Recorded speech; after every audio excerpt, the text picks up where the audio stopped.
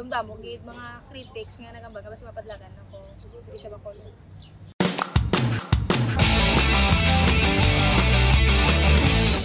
Hello guys! Alright, good afternoon!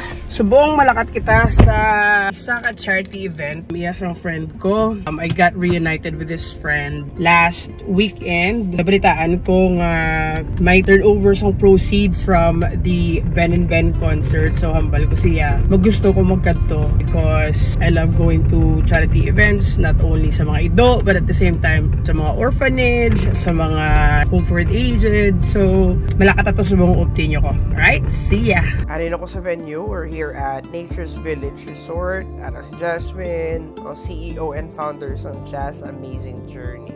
And hindi na patugayon, pakita ko na kamo sa pag-release ng 16 ka-tricycles para sa mga kids with CKD. First time ko na actually mag-upod sa Jazz Amazing Journey and nalipay ko kayo na-meet ko ang mga kids, nabatian ko ang ilang mga storya. So, ginabat-abat na organize ang mga tricycle. 16 ni Kabilog. So, this will benefit 16 families. Pero, ang aral lang di subong is, pinala ka mga bilog yan? 10. 10. So, may kulang sila 6 Kabilog na Admitted. Hello! And so, na-storya akong mga kids, medyo sakit.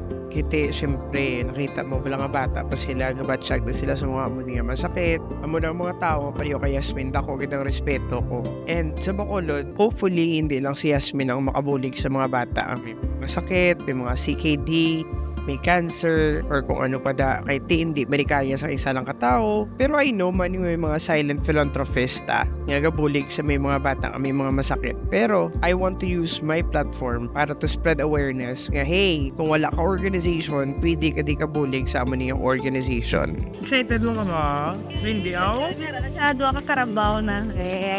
Meron ka na doon ka karabaw? Grabe din na. Hindi kayo yung stand ko na pa-tricycle ko siya karabaw. May para ako no, Arendo. So, out of 16, we added this. Sayang na ngayon siya. Instead of tricycle, gusto niya karabaw para may weekly income sila. Wise. Businesswoman. Sama sa mga beneficiaries. Kailan tawa ko mo channel, be? Be? Sino mo name? Si Rodney Tinahora TV. Ulot-ulot pagkaon. Post ka lang post Ha? Guys, i-follow nyo si Rodney Tinahora TV. Ang bala sila? Guys, i-follow nyo po guys. Araw Rodney Tinahora. Dako, paningabulig siya. Kaya vlogger ka man? So, pila ka bilog ka karabaw, imo yung kuha? 2. Kaya karabaw yung imo, yung pangayaw. Hindi tayo si Cole. Kaya muna ang pangabuhi to namon sa munto hinda. Sa taga-ding ka? Taga Matabang. Tidak ko bole, para sa iba papa. Very good. Sino yung mo name? Jaidel. Si? Jaidel. Glidel. Jaidel. Glidel? Bungol ko bisuri. Taga ka laon? Excited ka na makuha yung mga tricycle?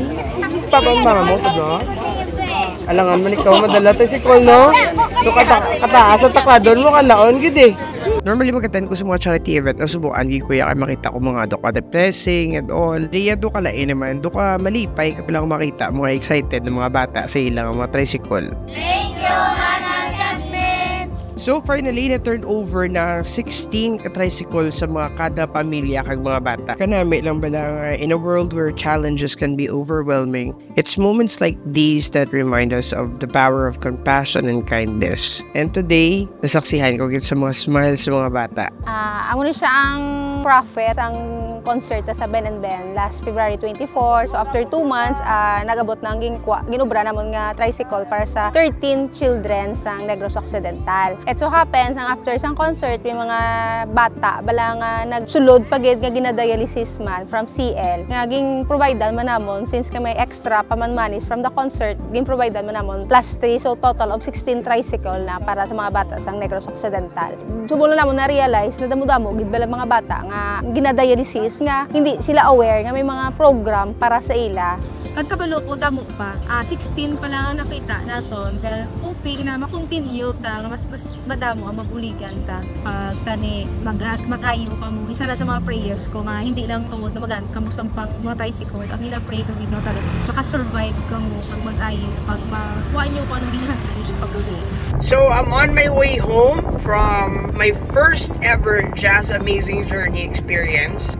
Kag sadya actually, may mga nastorya akong mga parents, nakita yung matuwaginan, nastorya akong mga bata. Hopefully, ang mga donations ni Yasmin mausara sa kamayuhan and mausara para sa bulong. O gamitin lang natin ang donation sa for the good. I know that this is not the end, but this is just the beginning. Yung gina-vlog ko ang mga amo niya klaseng yung mga event because I want to use my platform as a platform to spread awareness and at the same time encourage people who want to support. Hopefully, damo ang ma-encourage, magbulig kung may sobra sila. Every December, we also do charitable works sa Holy Infant. May magbulig, okay. Kung wala, we'll do our best to share what we have sa mga makaya namon buligan.